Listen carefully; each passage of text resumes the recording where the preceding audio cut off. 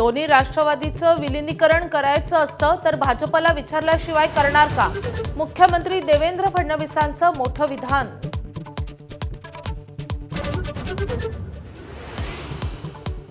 प्रफुल्ल पटेलांची राष्ट्रवादीच्या राष्ट्रीय अध्यक्षपदी नियुक्ती. भाजपचे नेते आणि केंद्रीय मंत्री पियुष गोयल यांची मोठी माहिती. मात्र आपली निवड झाली नसल्याचं प्रफुल्ल पटेलांचं स्पष्टीकरण.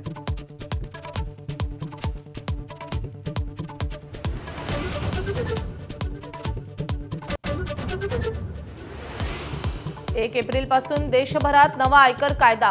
तर कर भरणं होणार सुटसुटीत. इन्कम टॅक्स रिटर्नसाठी 31 ऑगस्टपर्यंत मुदत. अपघात विमा दावा करमुक्त करण्याची अर्थमंत्री निर्मला सीतारामन यांची घोषणा.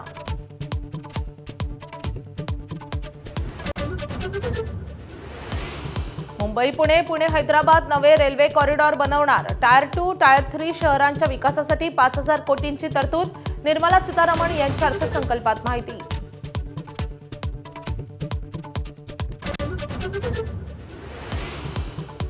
मधुमेह, कॅन्सर अशा दुर्धर आजारांची स्वस्त औषधं उपलब्ध होणार. तर भारताला औषध निर्मितीचं केंद्र बनवणार. निर्मला सीतारामन यांची मोठी घोषणा.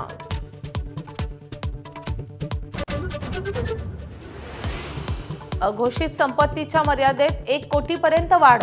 आता अघोषित संपत्तीवर दंडाऐवजी कर भरण्याची तरतूद. तर छोट्या करचुकवेगिरीबद्दल शिक्षेऐवजी दंड आकारणार.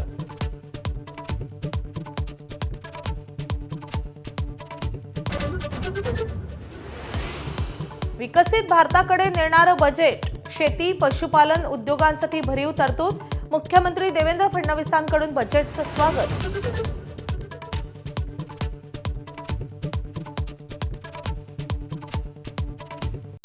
Headlines brought to you by Chitale Bandhu. ABP माझा, उघडा डोळे बघा नीट.